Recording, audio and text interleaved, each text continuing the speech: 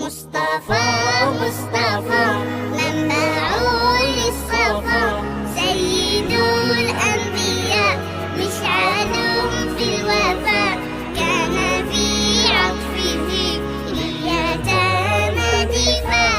مصطفى مصطفى منبع للصفا، سيد الأنبياء مشعل في الوفاء، كان في عطفه لليتامى دفاع.